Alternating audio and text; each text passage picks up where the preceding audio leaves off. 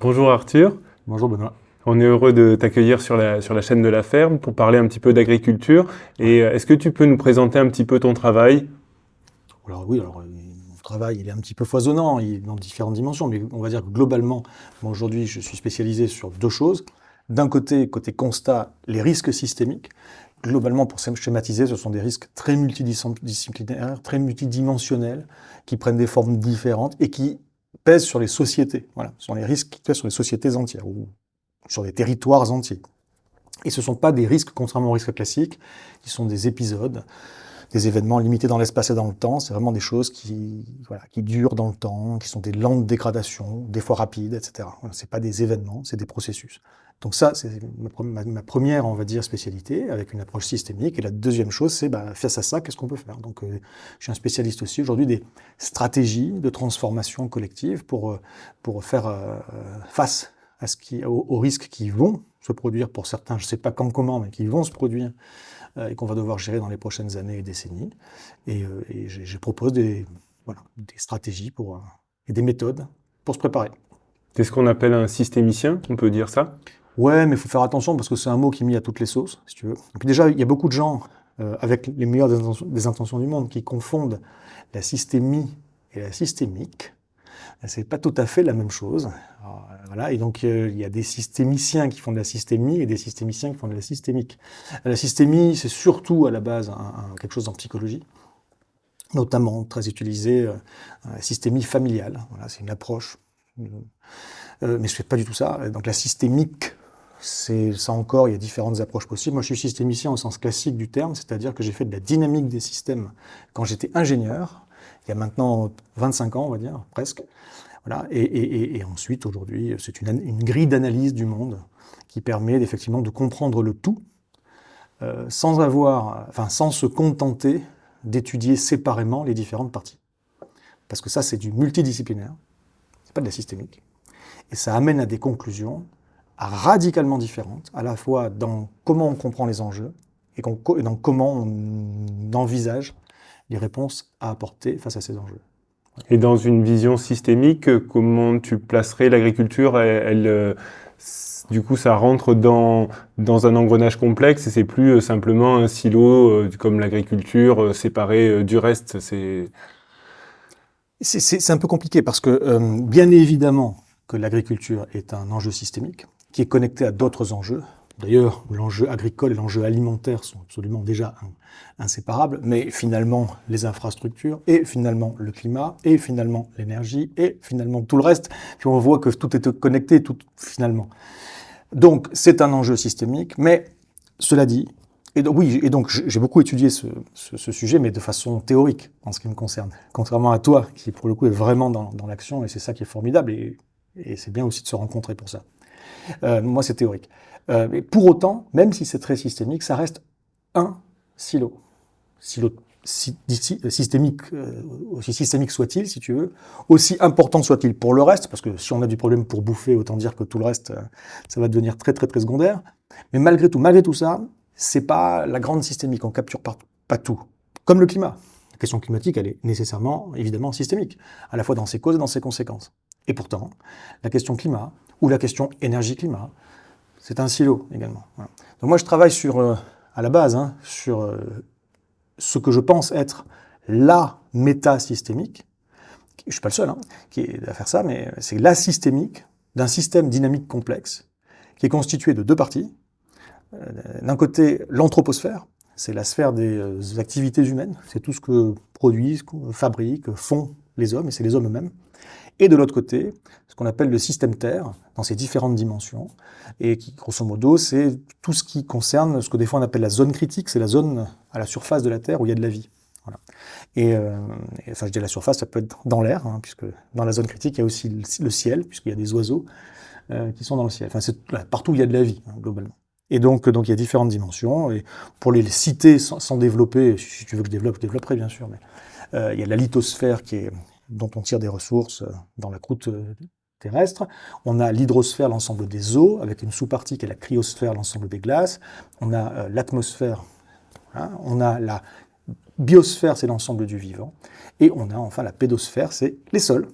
ton histoire. D'ailleurs, la pédosphère elle-même, qui est une sphère peut-être un peu plus systémique encore que toutes les autres, puisqu'elle est vraiment à l'interface entre la lithosphère, la biosphère qui est intégrée à la pédosphère, l'hydrosphère et l'atmosphère. Donc elle est vraiment au centre finalement de toutes les autres sphères. Ouais, donc c'est le système constitué à la fois des sociétés, même de la civilisation humaine pourrait-on dire, et de tout ce qui constitue le système Terre. C'est ce grand système-là dont il faut essayer de capter la systémique.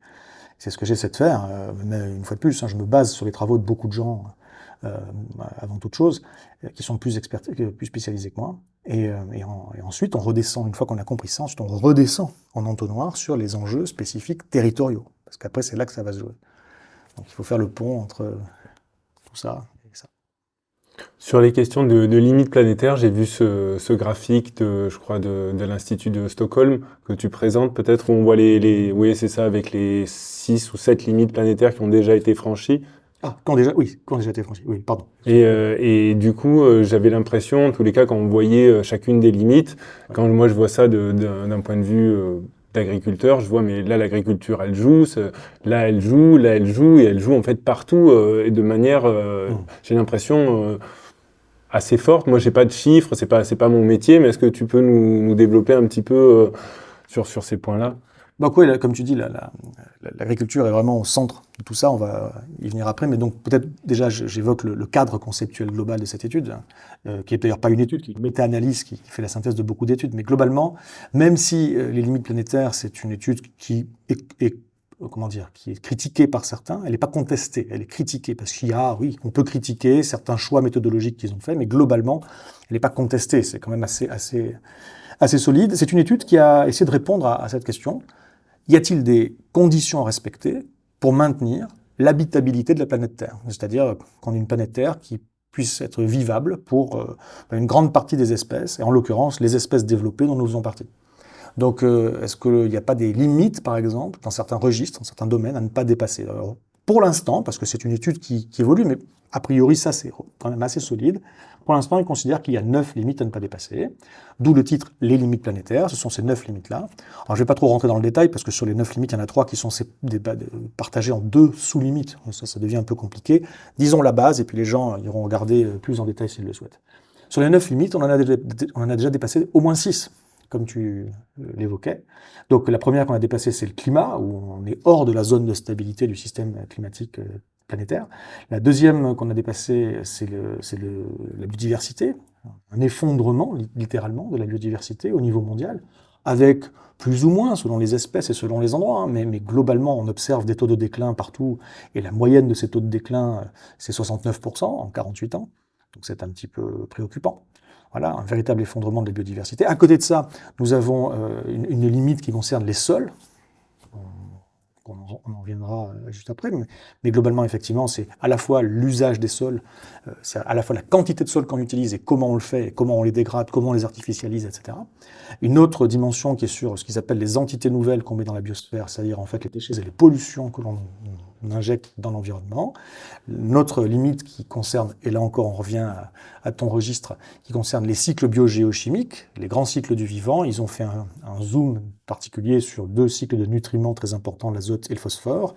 Et la 6e limite qui est déjà dépassée, c'est l'eau, cycle de l'eau qui est disrupté de plein de manières différentes, et notamment la partie eau verte qui est disruptée. Bon, et à côté de ça, effectivement, il y a 3 autres limites.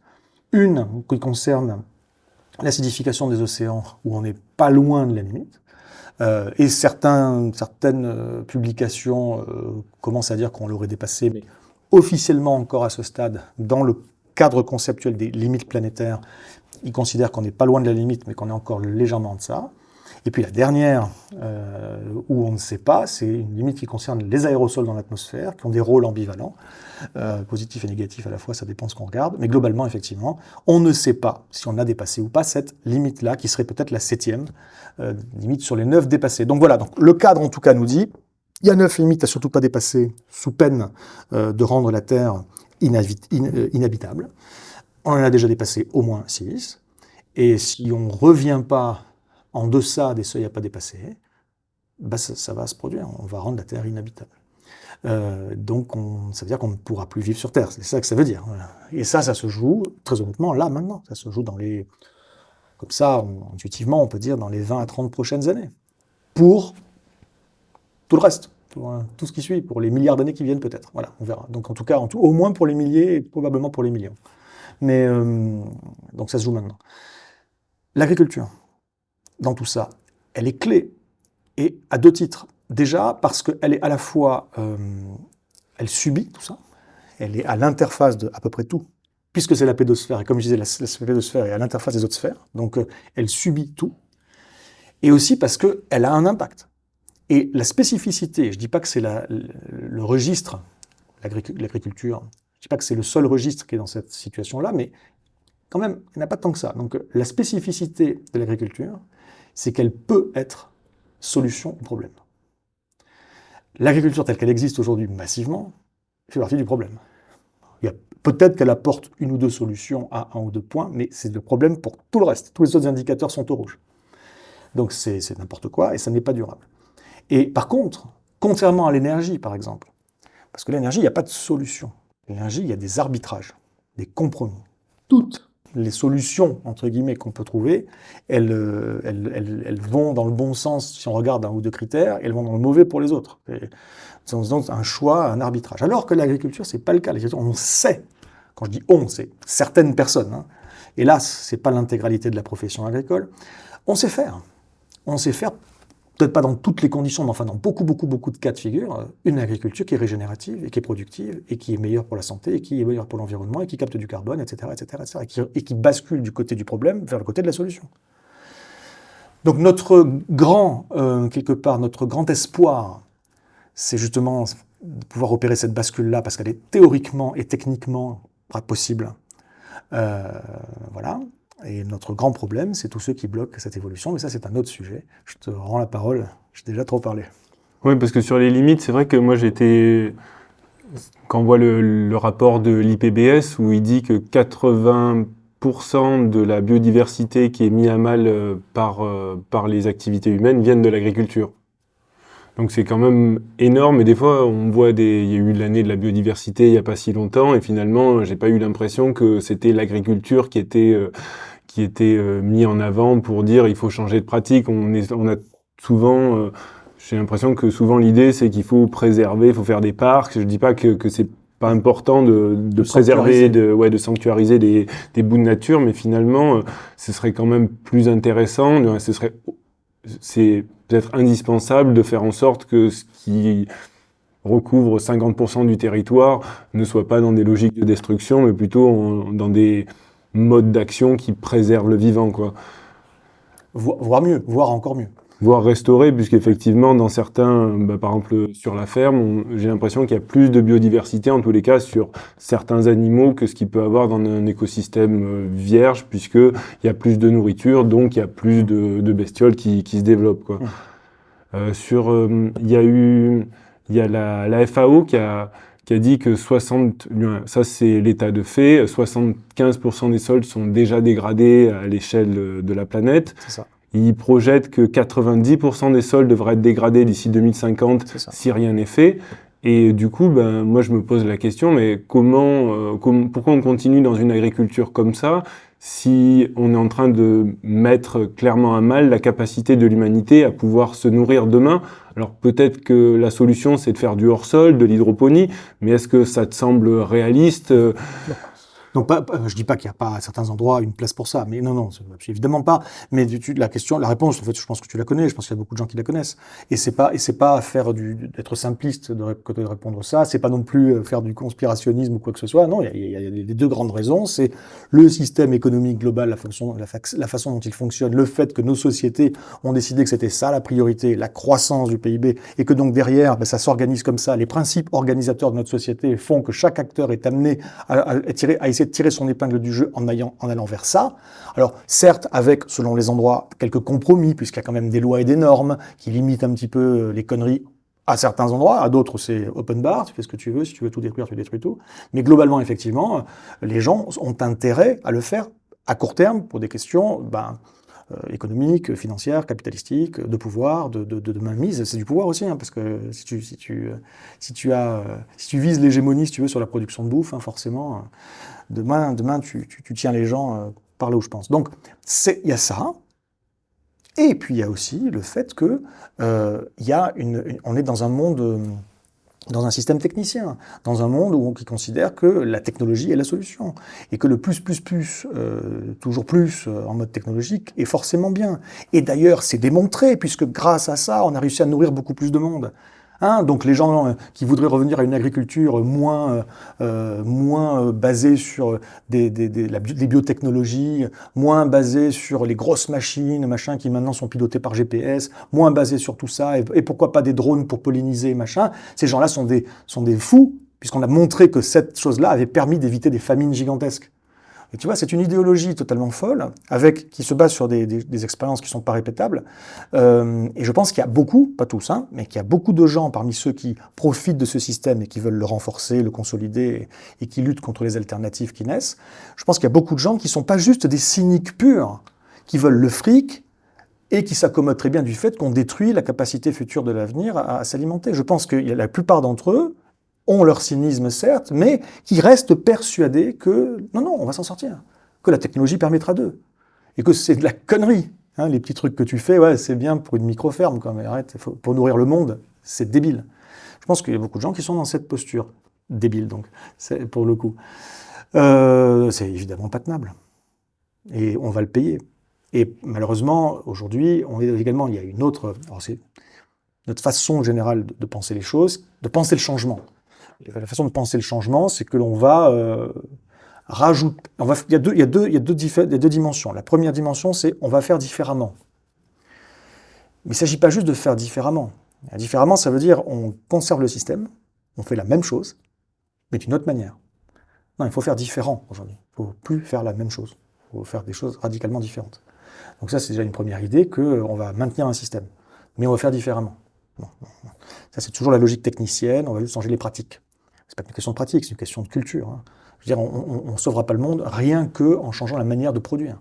Il faudra juste aussi consommer différemment. Et donc, c'est une question culturelle beaucoup.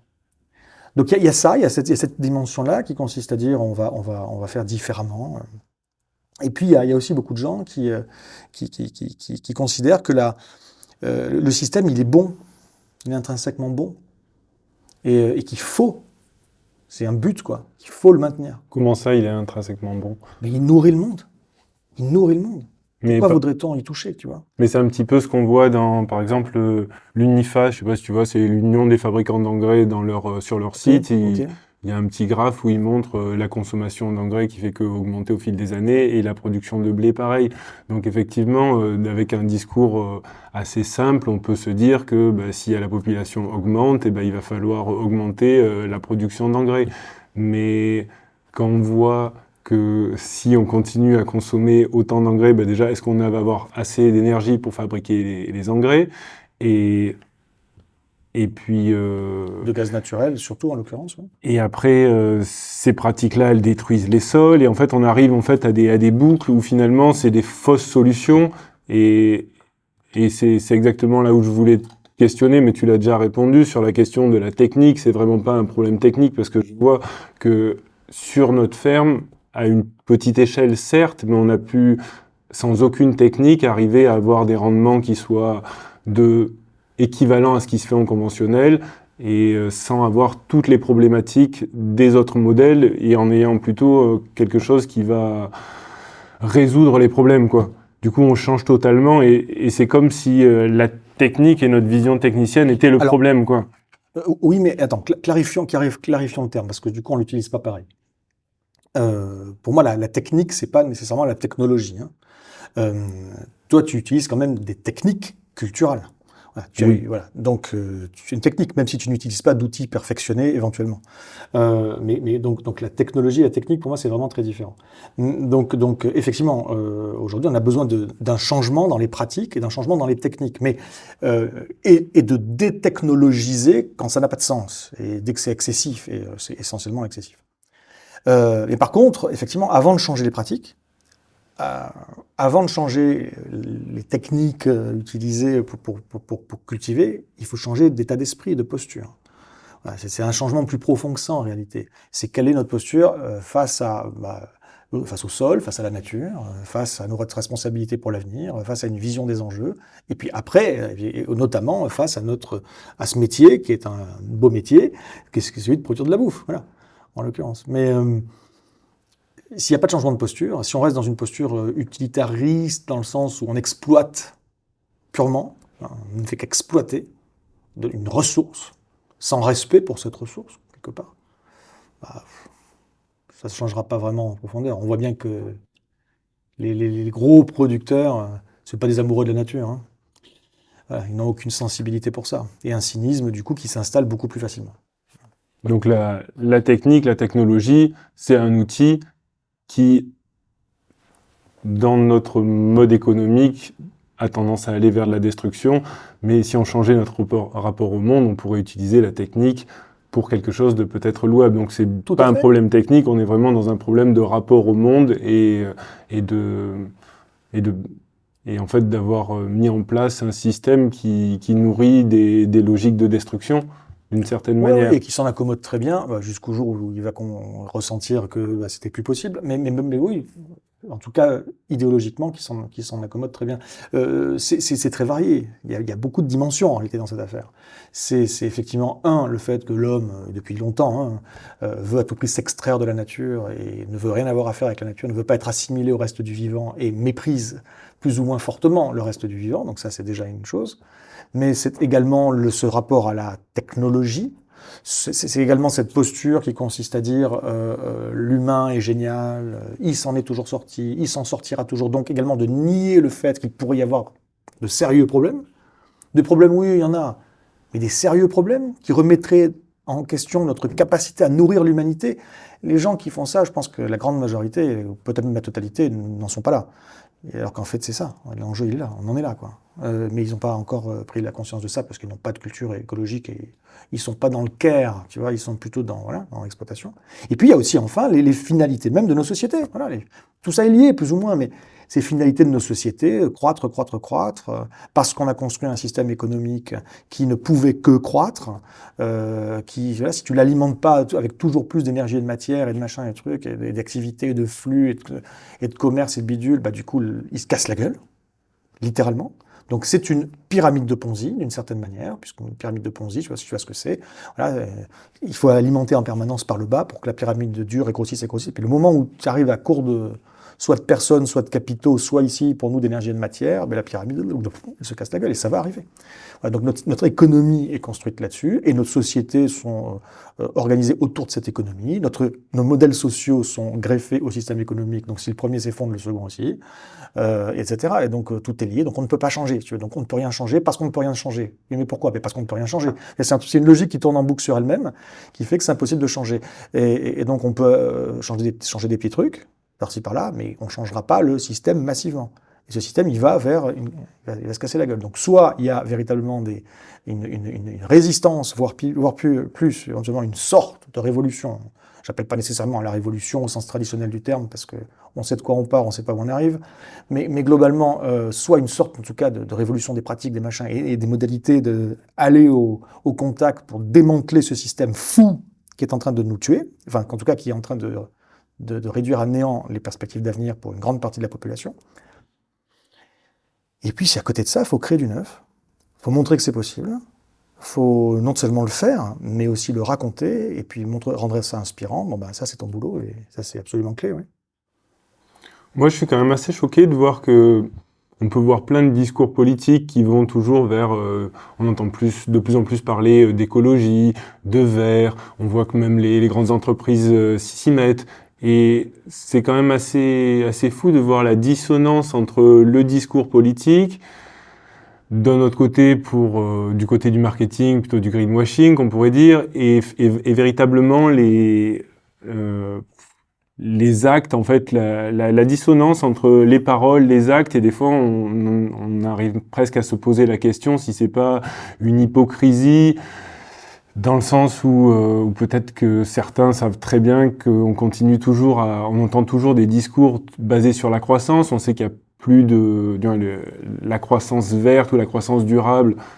D'un point de vue théorique, j'ai l'impression qu'il y a plus grand monde qui ça tient pas en tous les cas dans un milieu universitaire, mais pourtant, universitaire, oui.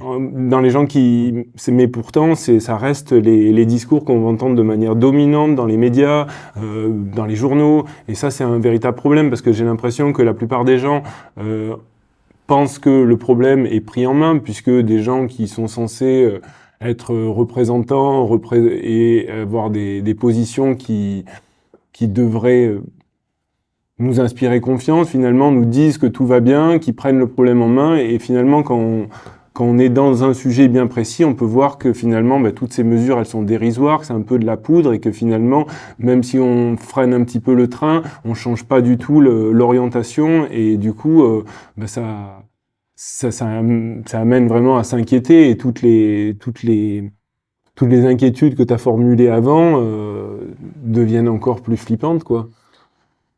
Alors, il y a plusieurs choses dans ce que tu dis. Je voudrais réagir sur 2 points essentiellement. Mais le premier point, c'est la posture des politiques.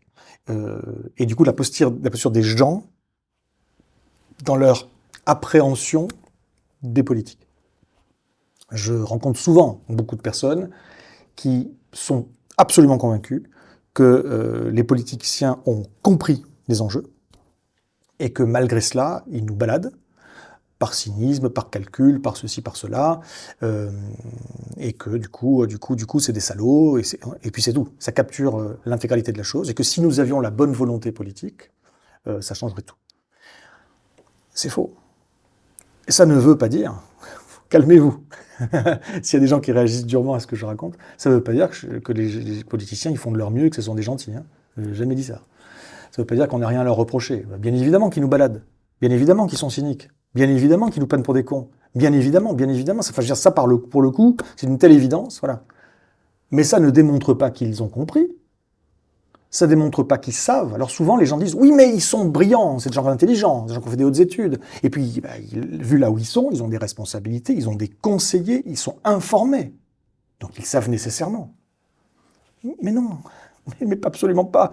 Ils ont les conseillers qu'ils ont choisis eux-mêmes, ils ont les informations qu'on veut bien leur donner, et en fait, ils ont un certain nombre d'informations sur un certain nombre de sujets, qu'ils comprennent plus ou moins bien, ils n'ont pas vraiment le temps parce qu'ils sont sur 1000 trucs en même temps qui n'ont rien à voir, ils ne savent pas prioriser, ils n'ont aucune formation en sciences, que ce soit les sciences dures, la physique par exemple, ou la chimie, les sciences du vivant, aucune, à quelques très rares exceptions près dans le monde politique, mais vraiment elles se comptent sur les doigts d'une main au niveau mondial. Voilà, ils n'ont pas de sensibilité pour ça, ils n'ont même pas de conscience que ce sont des sujets importants. Voilà, donc ils ne s'y intéressent pas, et derrière, ils n'ont pas les bons conseillers.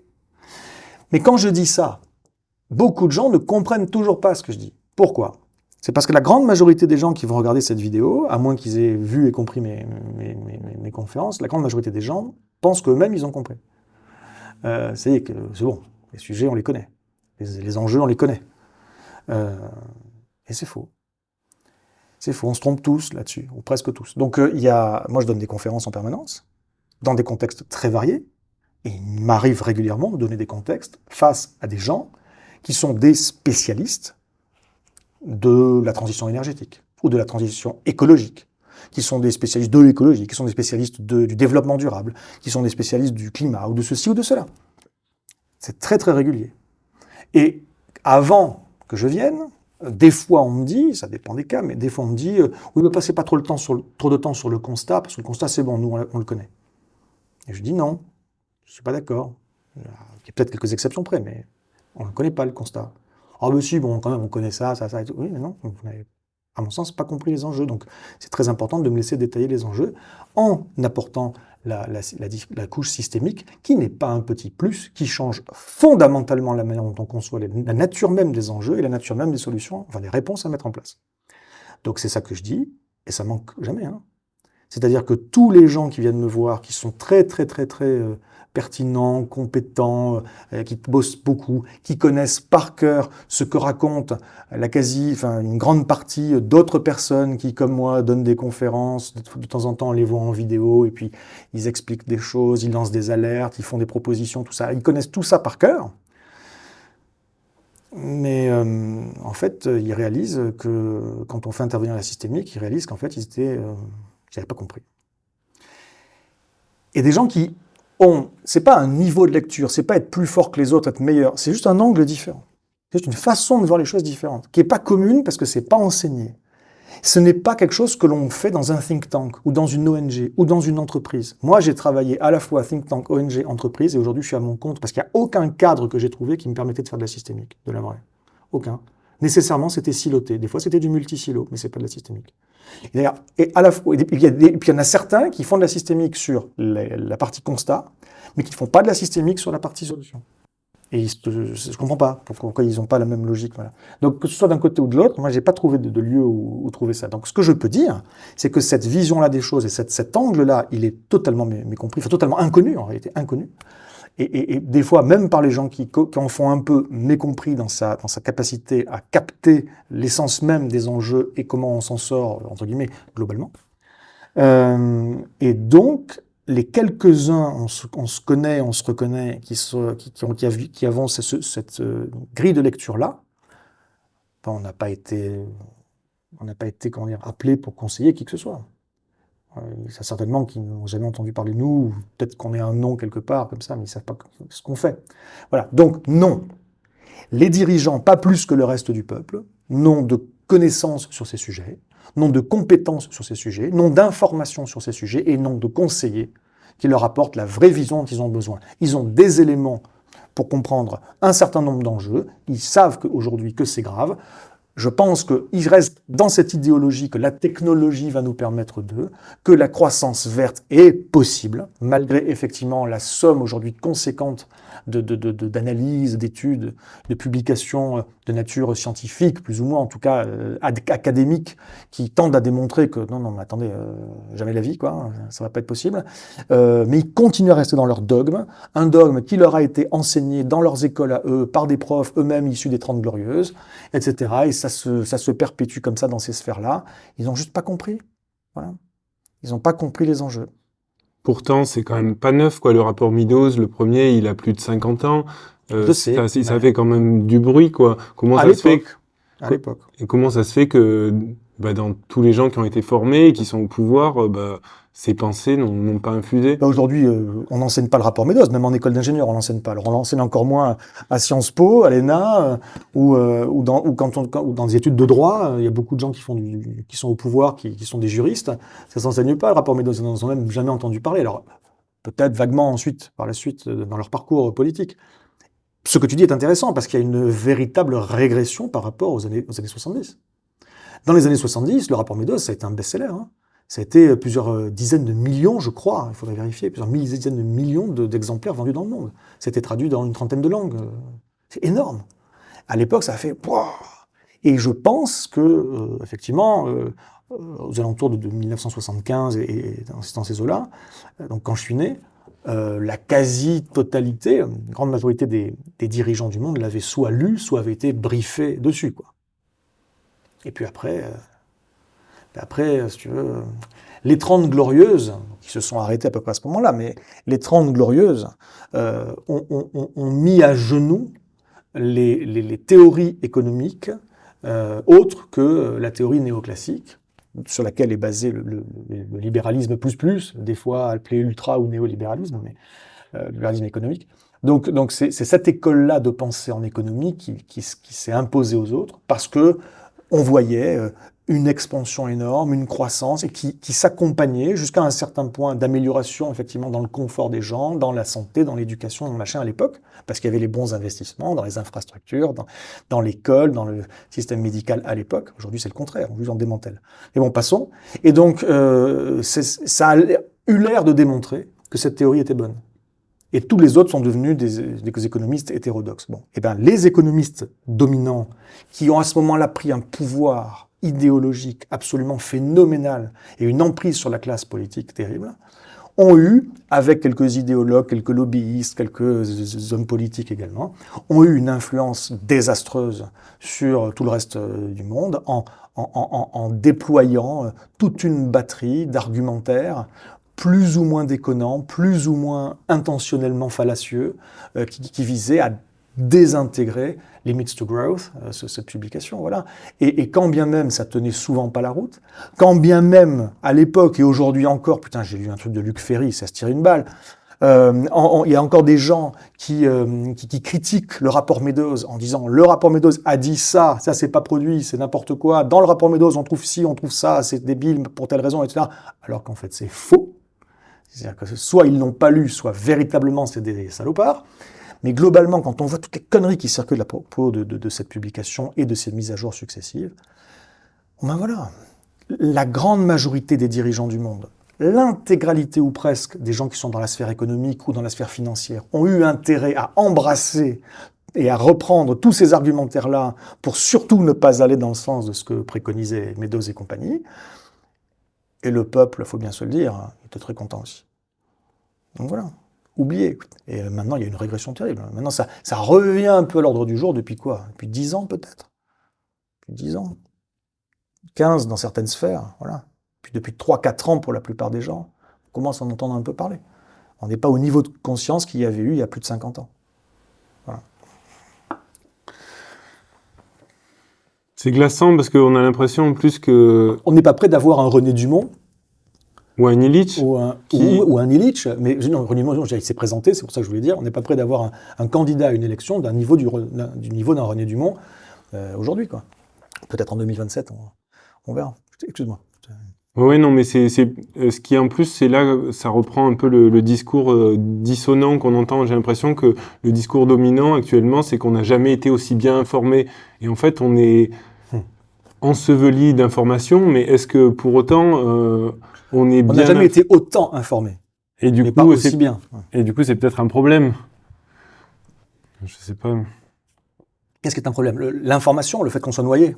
Oui, peut-être. Ben, c'est clairement un problème. Aujourd'hui, Internet, comme la grande majorité des technologies, a quelques éléments positifs et majoritairement nous amène dans le mur à une vitesse accélérée. Mais c'est pas Internet le problème. Le problème, c'est la société. Le problème, c'est qu'est-ce qui préside qu'est-ce qui domine, si tu veux, dans les intérêts de cette société, dans les valeurs de cette société. Hein, c'est toute l'axiologie, si tu veux, toute l'organisation des valeurs entre elles dans cette société. C'est toutes les finalités qu'on nous donne et les priorités. Derrière, qu'est-ce qui se passe? Bon, c'est le fric, c'est le profit, c'est l'accumulation, surtout, sauf il y a quelques exceptions dans des pays, mais globalement, il n'y a pas de limite. Il serait presque immoral d'empêcher quelqu'un qui a 100 milliards d'en avoir 200. Bref, voilà. Donc tu vois, il y a des trucs un peu bizarres. Ça, c'est une idéologie dominante, quoi. Et puis il y a évidemment les influenceurs qui t'expliquent que la vie rêvée, c'est d'avoir son méga yacht à Dubaï, et tout ça. Dans ce contexte dominant-là, il y a des acteurs qui s'organisent. Évidemment qu'ils vont utiliser Internet pour faire du fric. Et évidemment qu'ils vont avoir un pouvoir d'influence, que ce soit d'ailleurs économique, avec des acteurs qui en profitent à fond. Amazon, la fast fashion, enfin tout ce qui est e-commerce et d'autres choses, des productions de contenu qu'on va voir en ligne, etc. Donc Netflix, etc. Et puis à côté de ça, tu as d'autres influences, d'autres natures, idéologiques, politiques, religieuses, tout ce que tu veux, là qui sont là, avec maintenant, tu le sais, même des usines à trolls qui viennent noyer le web, qui viennent mettre des commentaires partout, sur les réseaux sociaux, dans les forums, sur YouTube, les commentaires, les machins, pour noyer, pour faire en sorte de faire perfuser dans la tête des gens des idées ou des idéologies à base d'argumentaires, des fois totalement faux, mensongers, fallacieux, des fois. Bon bref, passons. Donc tout ce système s'organise parce que c'est ce que veut, ce sont nos valeurs. C'est les valeurs de nos sociétés. Et donc, au final, qu'est-ce que tu veux que je te dise? Ah, le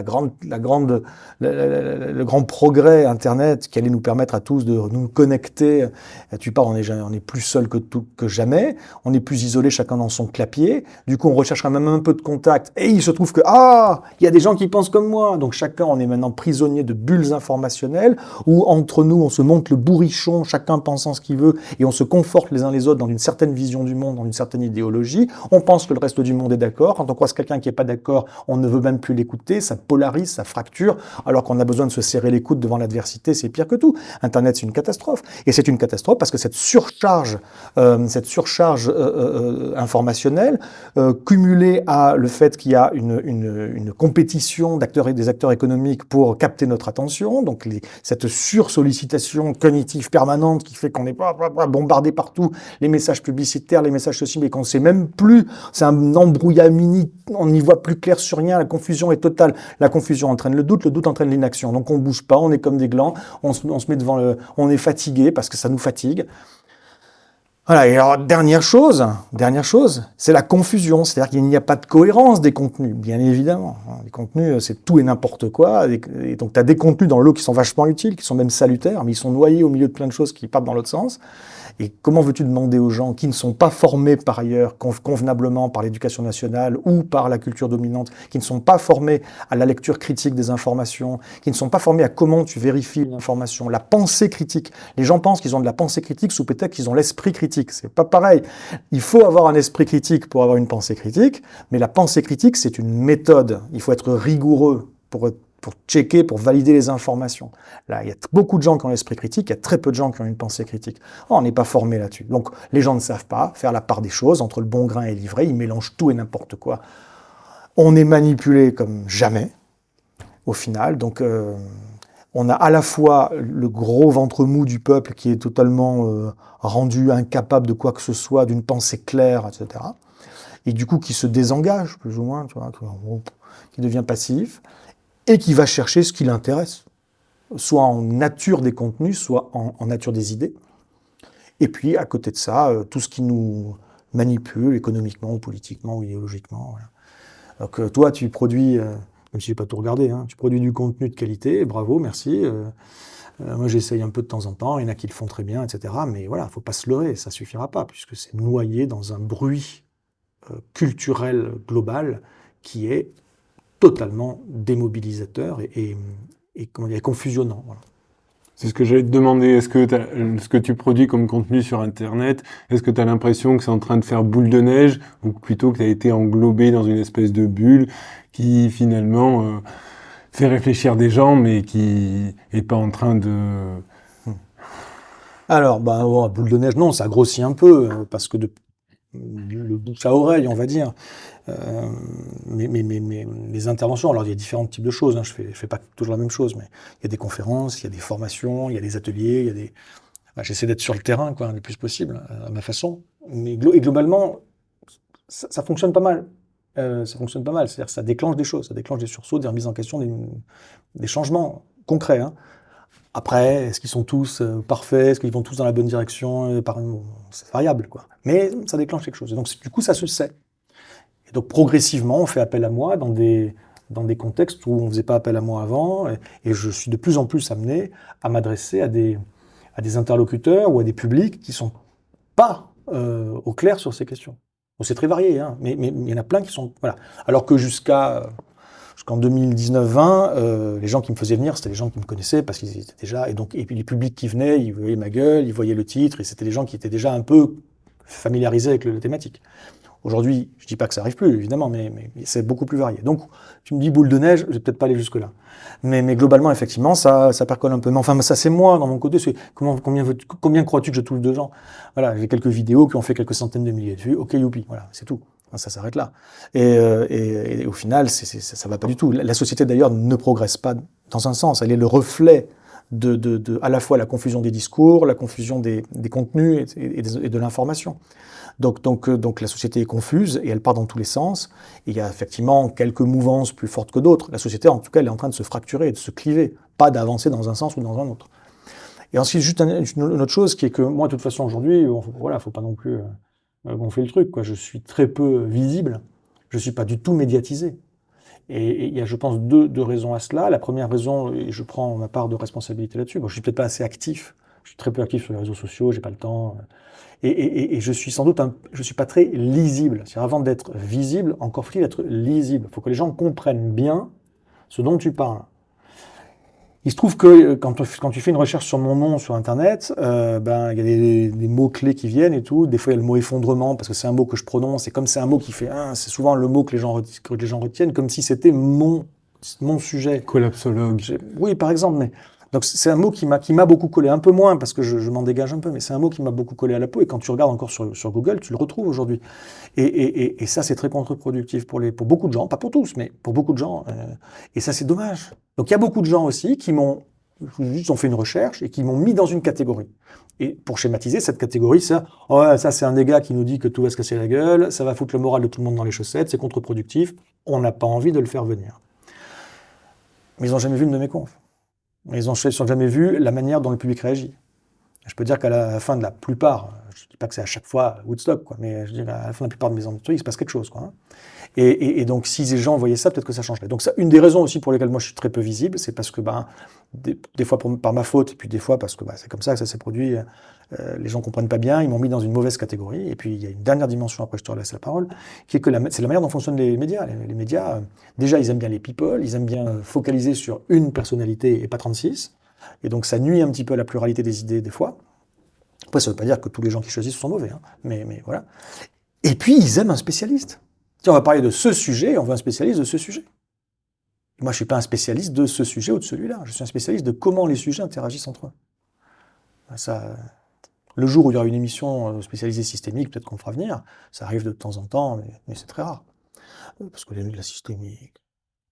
Donc je ne suis pas visible aussi pour toutes ces raisons-là. Donc quand tu me demandes est-ce que ça fait boule de neige, je suis désolé, mais non, on ne peut pas dire ça. Ça progresse, et c'est déjà pas mal. On ouvre aujourd'hui des portes importantes qui ne se seraient pas ouvertes il y a quelques années, mais toujours pas au niveau politique. Par contre, une politique locale, si, mais les grandes politiques, les grands décideurs de la République, à part je peux citer quand même, une audition à l'Assemblée nationale, à part ça, je suis sous le radar.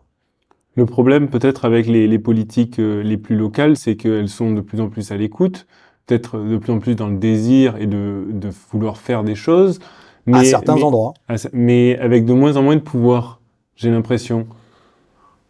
Ah ouais, alors pourquoi tu dis ça? Alors explique-moi mieux pourquoi tu dis ça. Je sais pas, c'est juste que moi j'ai l'impression qu'à chaque fois que je rencontre des élus, tout le monde a tendance à dire c'est bien ce que vous faites à la ferme, mais j'ai l'impression d'être soutenu vraiment dans l'échange, qu'on dit c'est bien, qu'il faut continuer, mais que finalement il est très difficile. Je me retrouve dans un problème où j'ai du mal à vendre mes légumes. Tu t'imagines, on entend toujours le fait que dire qu'il faut produire du local, il faut produire du bio, il faudrait changer. C'est un petit peu le discours de l'agriculture dans tous les cas qui est censé être désirable. En tous les cas, c'est ce qu'on entend. Et j'ai l'impression que c'est ce qu'on arrive à produire comme produit et on a du mal à les vendre et des fois on se retrouve avec par exemple des élus qui nous disent c'est très bien et tout, il faut aller là, mais en fait après on se retrouve toujours face à des acteurs privés qui des fois sont des privés publics et qui ont d'autres logiques et du coup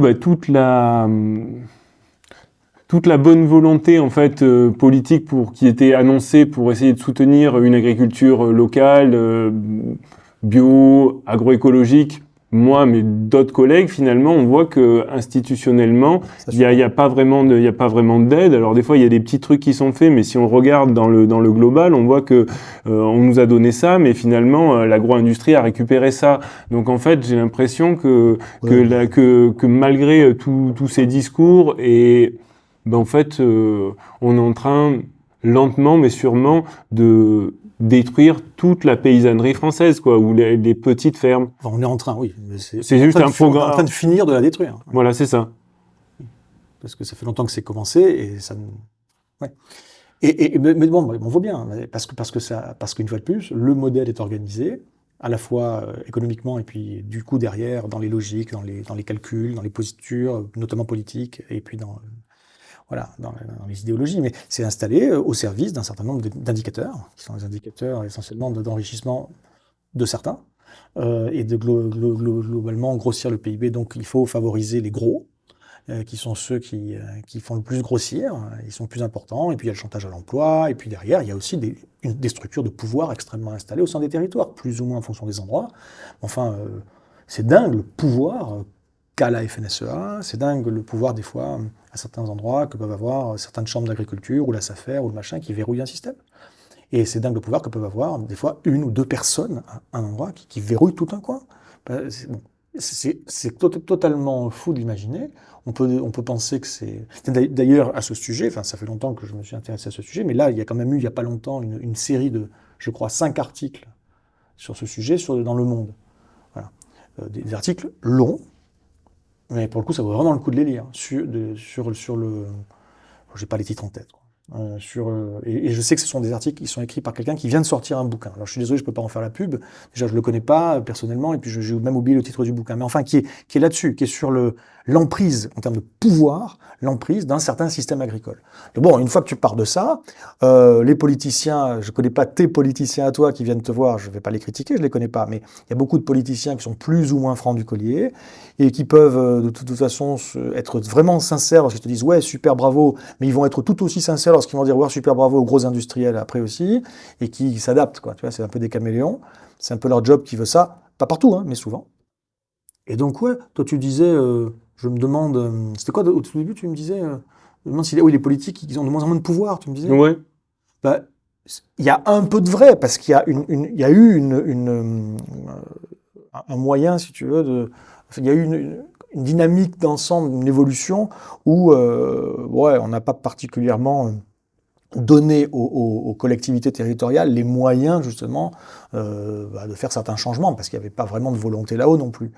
Donc ils ont des budgets assez restreints, et puis des fois sous prétexte de leur redonner la compétence sur un sujet, que ce soit au niveau communal, départemental, régional, on leur donne la compétence, du coup c'est à eux de s'en occuper, mais on leur donne pas les budgets qui vont avec.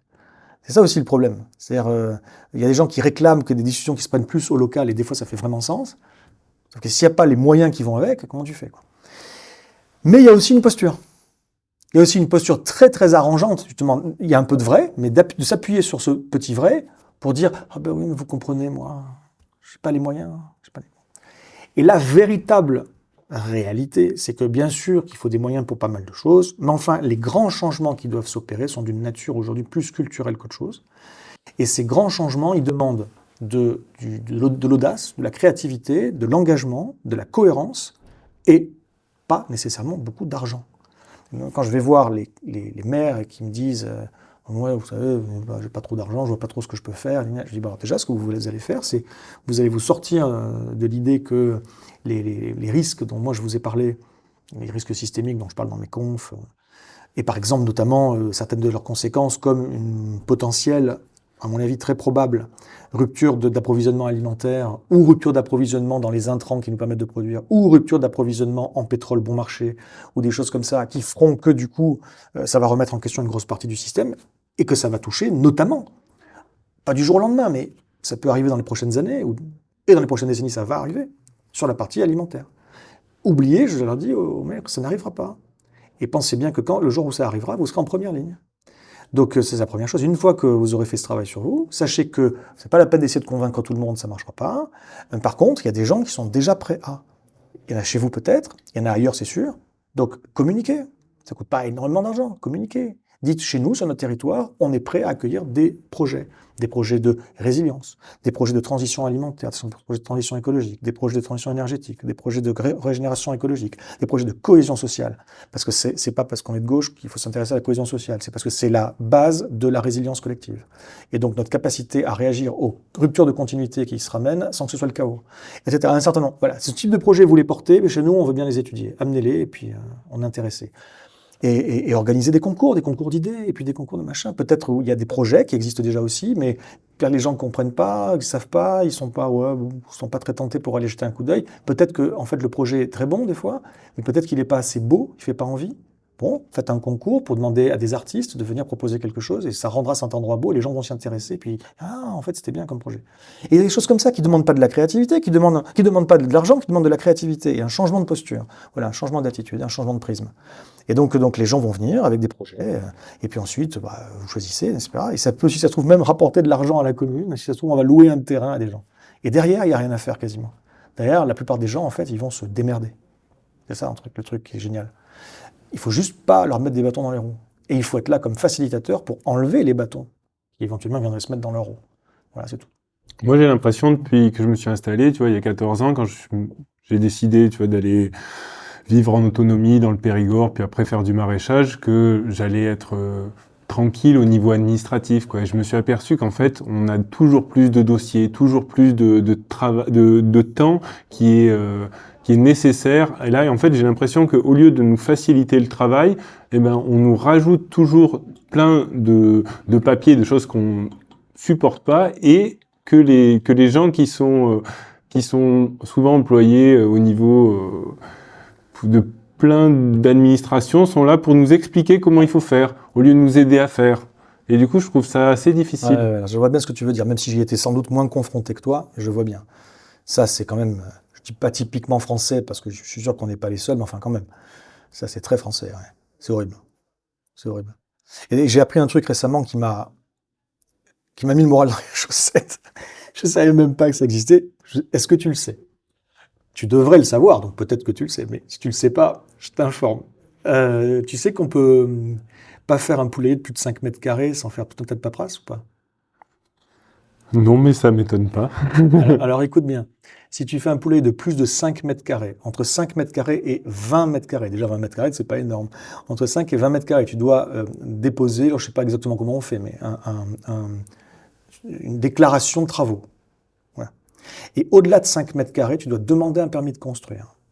Même si c'est juste un truc en bois, tu dois si tu ne le fais pas, sache que d'après je ne sais plus quel texte de loi, tu risques entre 1200 et 6000 euros d'amende par mètre carré. Je te dis juste ça.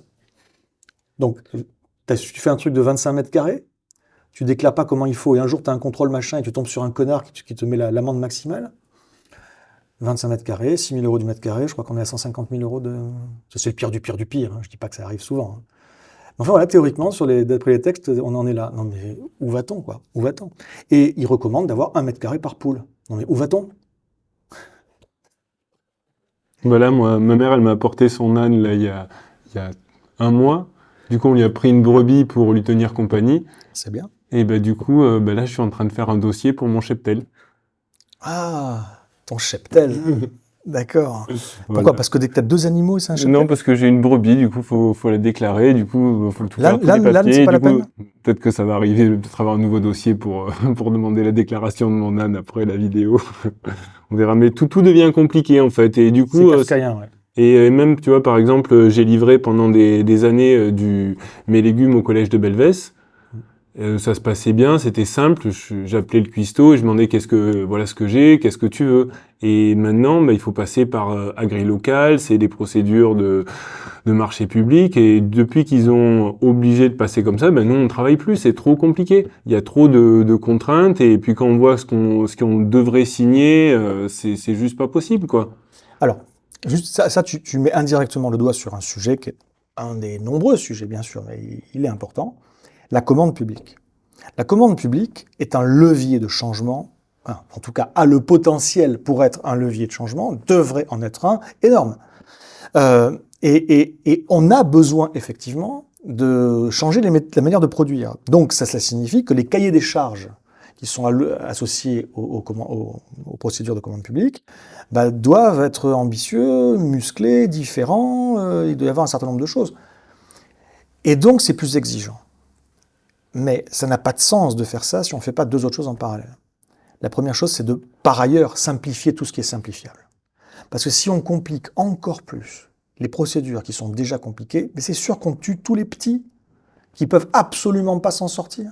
Il y a déjà que les gros qui peuvent avoir des gens qui vont passer du temps à faire le dossier, des gens qui vont passer du temps à avoir toutes les normes et les machins, et puis l'argent qui va avec, et puis les certifications, et puis je sais pas trop quoi bidule, et puis... C'est pareil dans tous les autres domaines. Hein. Dans les boîtes moi, j'ai travaillé dans des boîtes de conseil. Je travaillais dans des petites boîtes de conseil. Je veux dire, on n'était pas armé pour répondre à des gros appels d'offres. Il aurait fallu mettre 2 personnes à temps plein pendant 4 mois pour répondre. On n'a pas les moyens de faire ça. Donc bon, bref, tu vois, c'est toujours pareil. Donc il faut par ailleurs, c'est normal, je trouve, d'être un peu plus exigeant parce que le monde l'exige. Et je dis pas que c'est ce qu'ils font. Hein. Je dis que c'est ce qu'il faudrait faire. Des exigences allant dans la bonne direction. Par exemple, des exigences allant dans la direction de l'agroécologie, par exemple. Tu vois. Mais par contre, simplifier tout le reste, parce que sinon c'est une catastrophe. Et la deuxième chose qu'il faut faire, c'est que si on rajoute des normes à respecter aux producteurs français, il faut nécessairement agir aux frontières. Celle de la France ou celle de l'Europe, mais il faut agir aux frontières. C'est-à-dire que tu ne peux pas compliquer la tâche aux producteurs qui veulent faire les choses bien, si derrière, les autres peuvent continuer à vendre au même prix. À ce moment-là, c'est ceux qui font les choses le mieux, qui sont les moins compétitifs et qui finissent par mettre la clé sous la porte des fois. Voilà. Et est-ce que les gens, du coup, consommeront moins? Non, ils importeront plus. Donc ça va pas. Il faut nécessairement à la fois effectivement réorienter le système en changeant les normes. Et au début, du moins, ça demande effectivement du travail en plus. Et à la fois faire en sorte que les gens qui sont à l'intérieur ou à l'extérieur et qui se conforment pas à ces règles, voient s'appliquer une sorte de taxe. On appelle ça quoi? On peut discuter des modalités, mais qui font que c'est plus cher pour le consommateur. Mais là, sur cet exemple, moi, ce que je trouvais assez fou, c'est que toute la rhétorique, quand ils ont amené l'outil agri-local, c'était de soutenir les petits maraîchers diversifiés. Ils avaient annoncé ça. Ils avaient annoncé ça, et qu'en plus, ils disaient que du coup, il y avait des majorations de prix pour justement si c'était bio, si c'était frais, si c'était local. Mais majoration de prix. C'est-à-dire qu'on pouvait vendre plus cher, jusqu'à 40%. Dans une logique d'appel d'offres. À part que si tu es en concurrence avec des oignons qui viennent à 80 centimes livrés d'Espagne, et même si tu rajoutes 40%, ça suffit pas pour pouvoir être économiquement viable. Et en plus, ça prenait pas du tout en compte la question de, t'avais les prix qu'ils achetaient, mais il fallait livrer sans aucune sans compter le budget en fait de la logistique, la distribution, quoi. Et du coup, tu savais même pas. On dit il faut livrer maintenant, mais t'as pas de certitude sur quel chiffre d'affaires tu vas livrer, quoi. Donc en fait, si tu dois livrer pour 30 ou 40 euros de légumes à 2 heures de chez toi, c'est forcément pas viable, quoi. Et du coup, il y a des problèmes de logistique qui sont énormes sur le légume par rapport au fait que c'est une denrée qui se conserve pas. Et finalement, des logisticiens qui ont déjà des tours, qui ont déjà tout un système, et en fait, c'est eux qui raflent tout et du coup, en fait, moi j'ai eu l'impression vraiment d'avoir assisté à une véritable campagne de com pour un truc qui est totalement infonctionnel, quoi. Mais ça, c'était à la base évident de la part de petits producteurs qu'ils n'allaient pas pouvoir rentrer là. Pourtant, on a dit c'est fait pour vous, quoi. Ouais. Il doit y avoir un mélange entre des gens qui ont peut-être fait ça sans conviction ou par opportunisme, des gens qui y ont vraiment cru, mais avec naïveté, manque de recul, et puis derrière ça marche pas, et puis derrière, évidemment, t'inquiète pas que les gros, ils se sont dit ça c'est pour nous, les petits, tiens, ils vont encore, voilà, bon bref. Donc ouais, j'entends. Et ce que tu me dis, bon, finalement, c'est pas un cas isolé. J'ai croisé d'autres cas un peu qu'on m'a raconté, d'autres cas un peu similaires.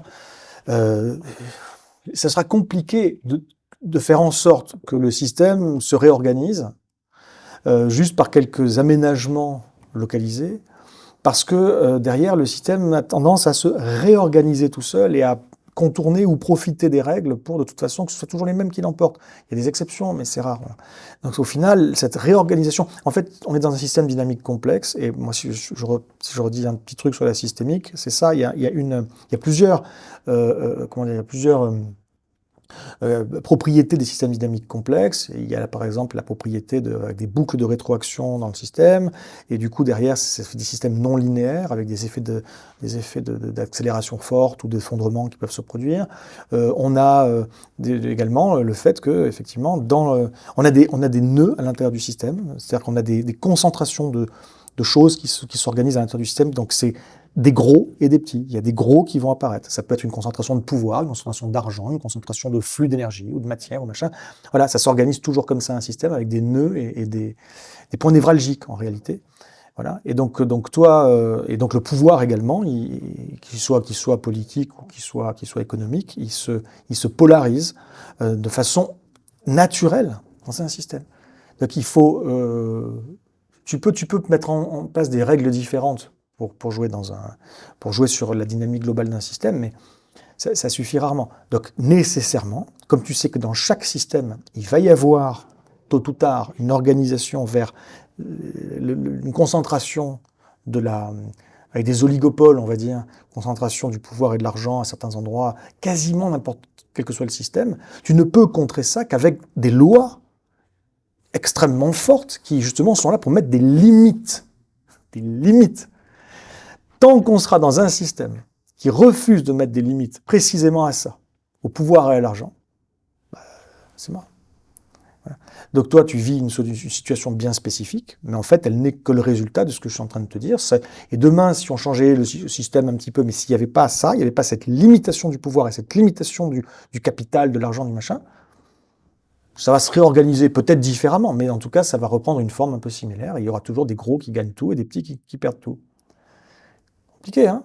Du coup, on est un peu dans une impasse, puisque j'ai l'impression qu'il faudrait que le politique vienne avec force s'affirmer sur ce qui est d'intérêt public général, alors qu'on a l'impression qu'il est au service d'un capital. Il est au service d'un système, oui, qui est très capitalistique et qui est aussi productiviste, etc., financiarisé, etc. Ouais. C'est pas d'être conspirationniste pour le coup de dire ça, c'est vraiment très objectif. Ouais. Alors par contre, attention, parce que je sens que là, pour le coup, les gens vont penser « Ah ben c'est foutu ». Et je veux pas que les gens pensent ça, et pour la raison suivante. Les gens pensent souvent... Alors déjà une chose, c'est foutu, ça veut rien dire. Ça veut strictement rien dire. C'est comme c'est trop tard, ça veut rien dire. C'est foutu. Quoi? Qu'est-ce qui est foutu? Est-ce qu'il y a des choses qui sont foutues? Oui, ben, il y a des choses qui sont foutues. Est-ce que tout est foutu? Non. Est-ce qu'il n'y a pas des choses parmi celles qui ne sont pas foutues qui méritent de se battre? Si, sans doute. Donc déjà, ne baissons pas les bras et battons-nous pour tout ce qui peut être protégé. Est-ce que c'est trop tard? Ben, pourquoi? Pareil. Trop tard pour éviter une cata? Ouais, c'est trop tard. Ouais. Trop tard pour éviter que ce soit une cata encore bien pire? Non. C'est pas tout va bien ou tout va mal. Il y a une infinité de catas possibles.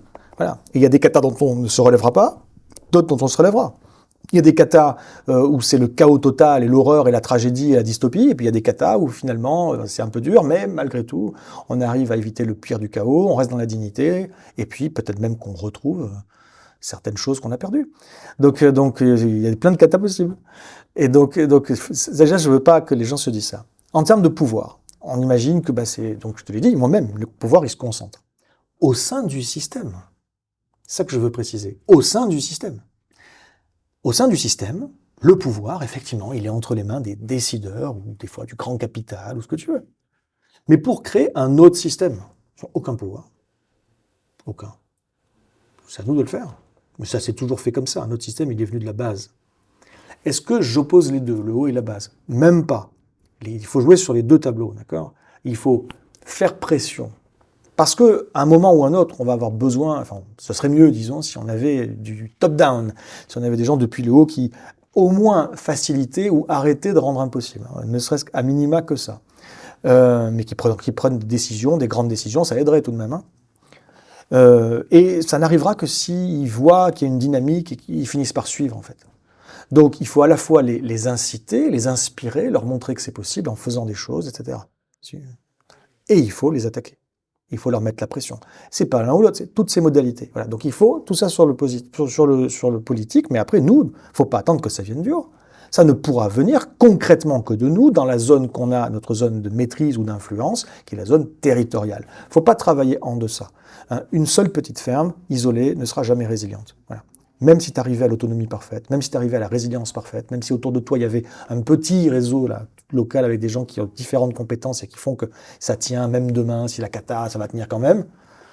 Ouais, mais si c'est tout petit, si c'est quelques personnes, il n'y a pas la capacité à survivre lors de vagues migratoires profondes, lors d'impacts climatiques forts, de crises fortes, de violences, etc. D'effondrements économiques ou financiers ou bancaires, etc. Ça peut être un vrai problème. Pour résister à tout ça, il faut être un territoire, il faut être à minima quelques milliers de personnes, quelques dizaines de milliers de personnes. Voilà. Et ensuite, on s'organise inter- et intra-territorialement, à l'intérieur et puis entre territoires. Donc voilà, donc ça se joue là, hein, ça se joue à cette échelle. En dessous, c'est trop petit. Au-dessus du territoire, ça redevient des chaînes d'approvisionnement énormes, des chaînes logistiques énormes qui ne fonctionneront que tant qu'il y a du pétrole bon marché, abondant, et ça va bientôt terminer. Donc il faut vraiment être au niveau territorial. Et bon, là, on peut faire des choses, quoi. Il y a des gens qui font des choses. Là, il y a Benoît Lebeaube. Voilà, il y en a plein d'autres qui font des choses. Et donc, il faut travailler avec ceux qui sont prêts à le faire. Il faut communiquer, être inspirant, pas essayer de convaincre, juste être convaincant. Être inspirant, surtout raconter, mettre en récit. Tu le fais à ta façon. Voilà. Il y en a plein qui le font pas et c'est dommage. Ils font des super trucs, mais ça se sait pas. Ouais, quand ils en parlent, Ils font pas l'effort d'une mise en récit. Dommage. S'ils savent pas le faire, ils peuvent faire appel justement à des gens qui savent le faire. Mais globalement, ouais, il y a plein de trucs qui se font. Il faut que ça se sache, il faut que ça se mette, il faut que ça se connecte en réseau au sein du territoire et entre les territoires. Et ça va pas permettre tout, mais si on a aussi des économies locales avec peut-être des monnaies locales et des circuits courts, si on a tout ça, bah écoute, il y aura toujours des problèmes à gérer parce qu'il y a toujours ce système dominant qui nous fait chier et qui nous pèse. Et on est obligé de jouer un peu le jeu. Mais plus on peut s'en éloigner, mieux c'est. Donc si on est capable de fonctionner dans un réseau connecté entre les producteurs et les consommateurs, et puis entre les deux, je sais pas, des distributeurs, transformateurs, restaurateurs, etc. Si on est capable de faire ça, ben même si la pyramide de Ponzi économique se casse la gueule, au lieu de mettre la clé sous la porte comme des glands, on peut continuer à fonctionner en circuit fermé, ou peut-être en circuit ouvert, mais bon, en tout cas à l'échelle locale. C'est très important, ça. Ouais. Et là, on crée les canaux de sauvetage, en fait, pour demain. On crée des options, des façons de faire, des choses concrètes, réalistes, qu'on peut démontrer que ça fonctionne techniquement, enfin, dans le réel. On a raconté des histoires, donc en plus, c'est un peu inspirant. Donc, c'est parce que c'est inspirant, ça s'est un petit peu diffusé. On a mis la petite graine dans plein de têtes de plein de gens. Ça ne suffit pas pour que tout se bascule, mais quand le moment de la bascule va arriver pour ces gens-là, parce que chaque personne ou presque va avoir un moment de bascule dans sa vie dans les prochaines années ou décennies, à ce moment-là, peut-être qu'à ce moment-là, ils rejoindront ce mouvement-là plutôt que l'alternative qui est funeste, en fait, qui est chacun contre les autres. Voilà, tous contre les autres. Merci beaucoup. Merci Benoît, c'est un plaisir.